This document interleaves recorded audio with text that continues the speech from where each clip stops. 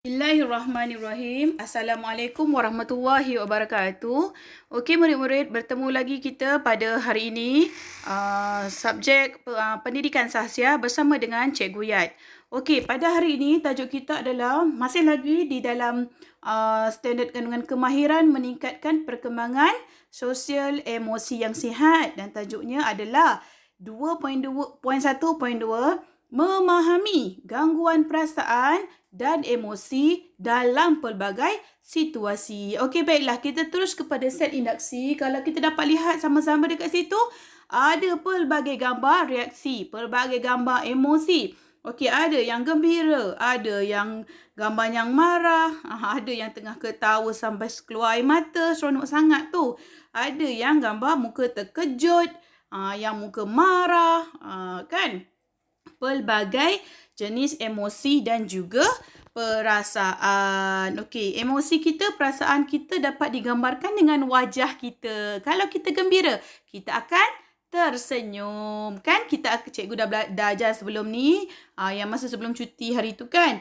Kalau kita marah, automatik muka kita akan masam kan. Ada orang tu sampai merah muka dia menahan kemarahan. Kalau kita sedih pula, kita akan menangis. Okey murid-murid, apakah itu emosi? Suatu ekspresi perasaan naluri yang kuat seperti sayang, gembira, malu, sedih, takut dan sebagainya. Baiklah, kat sini maksudnya kita ni adalah hamba Allah hamba yang diciptakan oleh Allah. Kita ni makhluk Allah, manusia. Manusia bermaksud kita semua manusia ni ada perasaan, ada emosi. Okey, semua manusia yang Allah ciptakan ada perasaan, ada emosi. Okey, tak semestinya manusia, haiwan pun adalah makhluk yang diciptakan oleh Allah juga mempunyai emosi, mempunyai perasaan. Jadi hari ini, cikgu nak tunjukkan kamu bilakah situasi apakah kita akan rasa gembira, situasi apakah kita akan rasa marah, situasi apakah kita akan rasa seronok, sayang, macam tu kan. Jadi kita perasaan dan emosi kita ni kena selarilah dengan keadaan yang berlaku. Kan? Contohnya ketika kematian, perasaan kita, emosi kita yang macam mana? Adakah gembira? Adakah marah? Okey, itu Cikgu Yat akan terangkan pada minggu ini. Okey murid-murid, tengok nombor 1.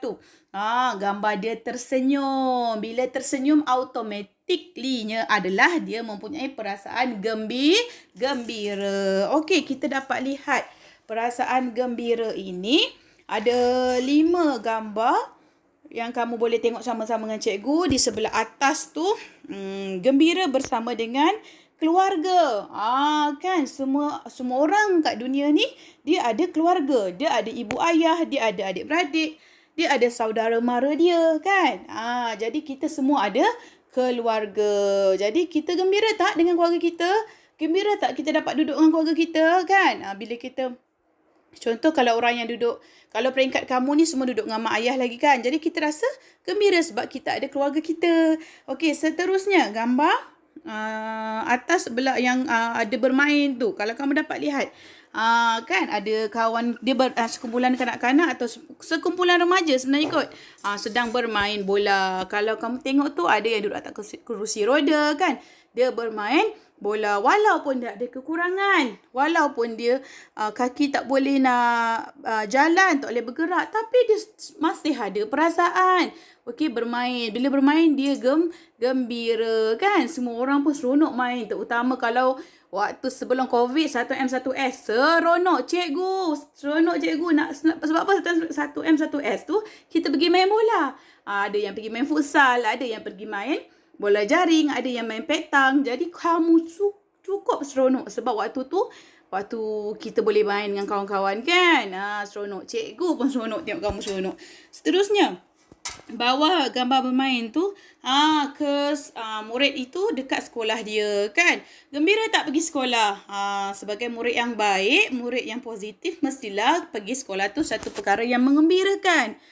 Tapi waktu sekarang ni tidak mengizinkan kita untuk ke sekolah. Jadi kita kena duduk kat rumah. Walaupun duduk kat rumah, cikgu-cikgu lain juga tetap usaha bagi yang terbaik untuk kamu.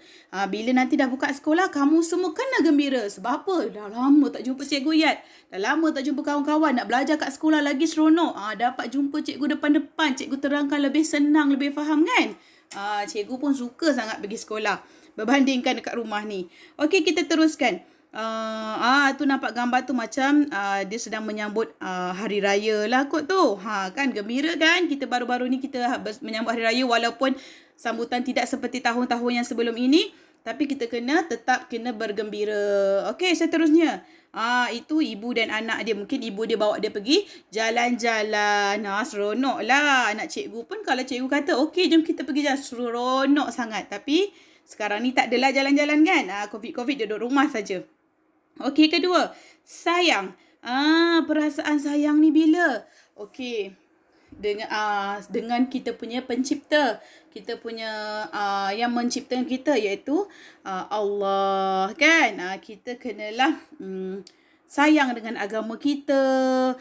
Dengan cara macam mana? Kita solat, kita puasa, kita ikut segala ajaran yang Allah ajaran yang agama kita tetapkan. Kita tak buat benda yang tak elok, yang Allah marah kan. Seterusnya dengan kawan kita. Kan kita kat sekolah ada kawan baik kan yang kita rapat, mestilah kita sayang. Walaupun kawan tu kita tak rapat, tapi kita semua kena sayang kawan-kawan kita kan. Seterusnya dengan ibu kita. Dengan mak, selalunya orang memang akan sayang dengan mak. Kan? Mak kita kan, jadi kita kena sayang lah. Kena sayang mak kita. Dan dengan sayang, rasa sayang sangat bila dengan keluarga kita. Dengan adik-adik, kan, dengan abang, kakak. Kita kena sayang. Tak bolehlah kejap-kejap nak gaduh. Gaduh tu biasalah adik-beradik kan. Tapi macam mana pun kita tetap kena sayang mereka sebab susah senang kita pun nanti adik-beradik kita juga yang akan tolong. Adik-beradik kita juga yang akan bantu kita kan. Okey, kemudian nombor 3, bersemangat. Bila bersemangat ni? Waktu PJ cikgu. Semangat nak pergi PJ, nak pergi sukan. Ini contoh. Waktu bersemangat ni, waktu kita melakukan aktiviti yang kita suka. Contoh kita suka bersukan. Semangat cikgu. Kan?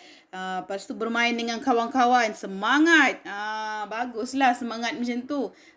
Kan? Dia tidaklah bila cikgu cakap, okey. Siapa murid tu? Faizal. Ambil bola tu nak ni. Malas Ni contoh lah. Cikgu sebut pula nama Faizal lah. Rindu kat dia. Okay. Jadi kita kena sentiasa bersemangat. Masa belajar kena bersemangat.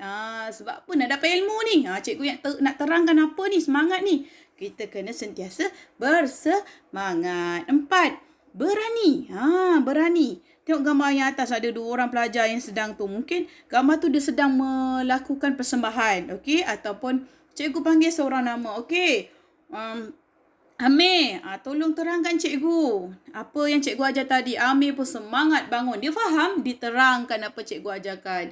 Bagus. Sebab apa? Sebab bila macam tu bermaksud Amir faham cikgu ajar kan. Dia pun semangat nak jawab apa yang cikgu suruh dia buat kan. Lepas tu yang seorang tu angkat tangan. Cikgu tanya soalan kan. Cikgu suka tanya soalan. Semangatlah nak jawab. Saya cikgu. Kena semangat. Tak faham? Tak apa, boleh tanya. Jangan tak nak lah. Bukannya faham pun, nak jawab pun tak tahu apa cikgu tanya tu. Tak tahu, tak apa. Bangun, angkat tangan. Cikgu, saya tak faham. Cikgu terangkan semula boleh? Boleh. Okey. Seterusnya, berani buat persembahan. Yang main gitar tu kan. Kan kadang-kadang kita pendidikan khas selalunya akan jadi kita akan membuat persembahan kan. Betul tak? Kalau masa sebelum ni lah. Jadi, cikgu sukalah. Contohnya masa MTQ. Cikgu akan cari murid yang berbakat. Ada yang ada bakat tapi takut. Dia tak ada semangat. Dia takut. Tak tahu kenapa. Tak boleh macam tu kan. Kita kena sentiasa berani. Berani. Jangan takut. Kenapa nak kalau bila kita takut, kita punya diri tu akan kat situ je. Tak dapat nak ditingkatkan lagi kita punya keupayaan. Sentiasa berani. Cikgu banyak sebut perkataan semangat. Tapi sebenarnya berani nombor 4 ni. Lepas tu mengaji. Tak kisahlah mengaji ke membaca ke. Kena beranilah. Bila cikgu cakap mengaji, membaca. Kena berani. Jangan takut-takut. Tak faham tak apa. Cikgu akan betulkan. Jangan takut. Yang penting kamu punya sikap tu kena sentiasa positif. 5. Tenang. Bila kita tenang bila kita solat, okey, sebab kita sedang berinteraksi dengan pencipta kita. Jadi kita kenalah tenang perasaan tu. Tak boleh tak tentu hara solat. Laju, 4 rakaat kejar habis. Tak tenang yang tengok. Orang yang tengok dia semayang tu dah kenapa budak ni kan? Dah kenapa semayang? Orang semayang tenang, relax kan? Dia semayang laju. Rupanya dah dapat WhatsApp. Kawan ajak main bola. Semayang asal kan? Tak pergi semayang kan? Mak marah semayang. Tapi kau main laju lagi. Tak boleh. Semayang kita kena tenang. Okay? Masa yang kita ambil tak lama. Tak ada pun orang semayang sampai setengah jam. Cikgu rasa kan? Kalau ada waktu tu maghrib kan? Zikir semua. Tapi kalau setakat semayang Zohor tu. Semayang kat rumah lah cerita dia. Sekejap je kan. 10 minit je. Punyalah banyak 24 jam 10 minit semayang. Tak boleh. Takkan semayang pun nak laju-laju. Okey, seterusnya. Bila kita bermaafan kan dengan kawan. Bila kita gaduh dengan kawan. Biasalah kawan-kawan gaduh. Lepas tu cikgu minta maaf. Okey, minta maaf. Barulah kita rasa tenang. Kita tak rasa macam bila kita marah orang ni tak seronok kan perasaan tu. Jadi memaafkan itu akan memberi ketenangan pada kita. Bila kita baca Quran kan, menenangkan kita. Dan bila kita santai-santai dengan keluarga, dengan kawan-kawan, kita rasa relax, rasa tenang. Okey, 6. Marah. Bila marah ni? Bila gaduh dengan kawan lah. Bila lagi? Asyik-asyik marah kawan tu gaduh. Orang tu tertendang sikit, marah. Orang tu ambil barang. Orang tu pula ambil tak cakap dengan dia kan. Main ambil je, marah lah. Betul lah dia marah. Barang dia kan. Minta kebenaran. Tak nak minta kebenaran, main ambil je. Itu betul marah. Tapi jangan ambil tindakan sendiri. Saya marah cikgu. Saya lempang je lah dia. Jangan. Marah tu tolong bagi tahu pada cikgu. Cikgu akan selesaikan masalah kamu. Okey, jangan buat tindakan sendiri. Marah ni, kalau kita tak pandai kawal perasaan tu, boleh memberi kesan buruk pada diri kamu, pada orang sekeliling kamu. Okey, marah, semua orang marah. Cikgu pun ada perasaan marah. Semualah ada perasaan marah. Tapi kita kena kawal diri kita. Jangan terlalu ikutkan hasutan syaitan. Okey, tu gambar kedua tu. Dia telefon tu. Dia marah orang dalam telefon tu. Mungkin orang tu ganggu dia. Cakap benda yang dia tak suka. Jadi dia marah. Bawah tu sampai merasap telinga bos dia tu kan. Mungkin bos tu suruh buat kerja. Pekerja dia tak nak buat. Ataupun kat rumah kan, mak. Kan kat rumah kita sekarang ni. Mak kita suruh buat sesuatu. Buang sampah ke apa ke, tak nak. Sibuk main handphone.